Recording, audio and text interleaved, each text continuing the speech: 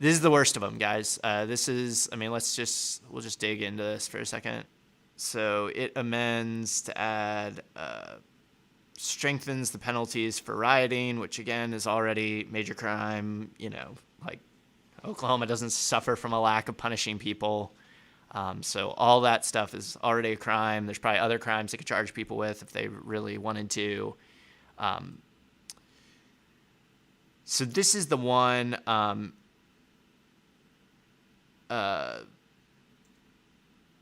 So this section bans people from blocking streets, which again, you know, I get the inconvenience argument vaguely.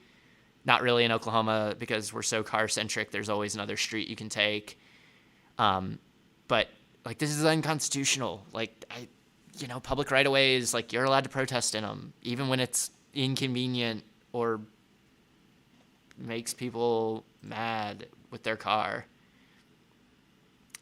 Yeah, so it could be challenged. But the deal is it's going to have a chilling effect, right? So, I mean, this is saying now you can't be in the street. And if you are, fine of up to $5,000 or imprisonment, county jail not exceeding 1 year. So, I mean, they won't throw you in jail. Then there is a motor vehicle operator who unintentionally causes injury or death to an individual shall not be criminally or civilly liable for injury or death. So this is the I will tread on you thing that OK2A is pushing. So they add a new section of law that says that you cannot be held liable if you run over protesters.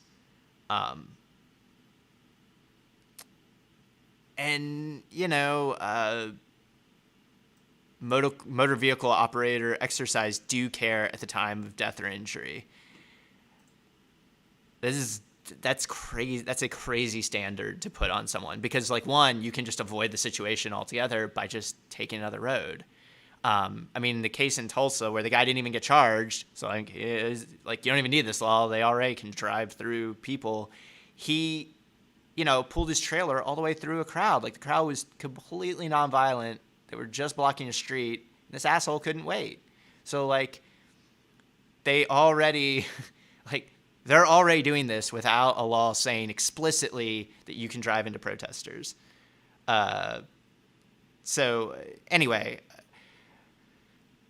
before people check out or pop out, I want to make sure you're getting our.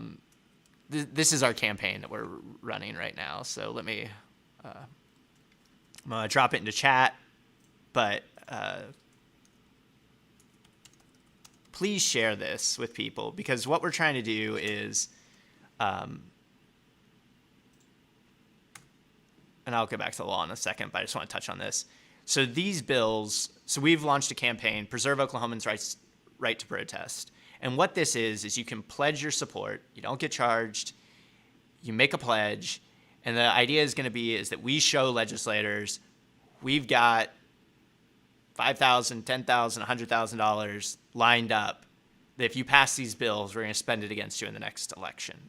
And so the pledges don't become contributions until they pass these bills. This is a new thing. We're trying it out. Welcome feedback. People have opinions on it. Most people we've talked to seem cool with the idea.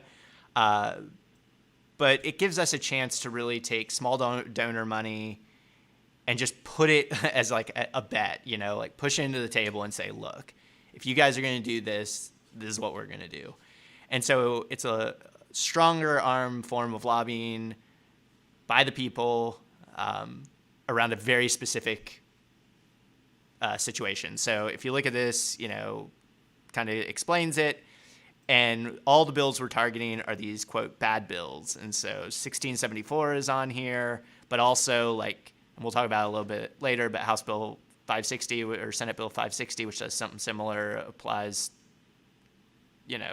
exempts drivers from liability.